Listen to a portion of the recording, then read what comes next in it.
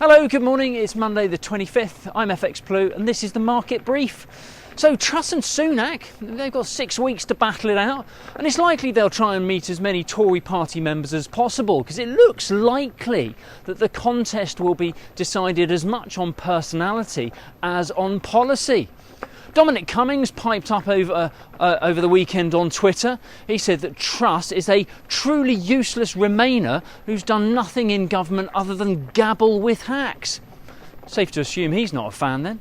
Sunak will wait until inflation is under control before lowering taxation, and the price of petrol has begun to fall, just very slowly at the moment. That will have a very small effect on the CPI figure for this month, but expectations remain that we'll still see double-digit inflation, up from 9.4% reported in June.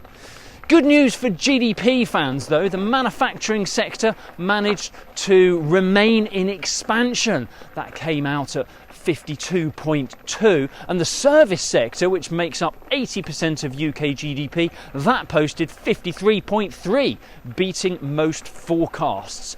In the market last week, sterling staged a bit of a rally against the dollar. We touched a high of 120.65. We opened the new week slightly lower, around 119.70 against the dollar. We're 117.40 against the euro, and euro dollar starts the new week around the 102 mark this morning. Over in the US, when the Fed started to hike rates earlier in the year, forecasts for the neutral rate were around 2.5%.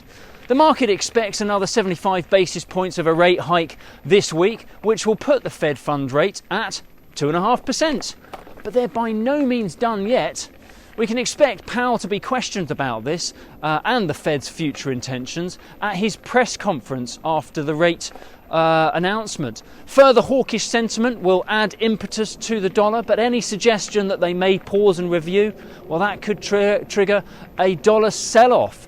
The Fed will also release their economic projections for the next 3 months, which could also affect the dollar. So just be warned about that if you carry dollar exposure in your business. Could be a volatile week. Manufacturing PMI fell to 52.3 and services dropped further into contraction at 47.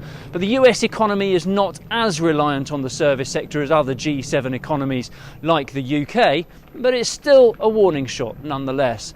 Coupled with housing market data, there are signs suggesting that the Fed action is starting to have an effect.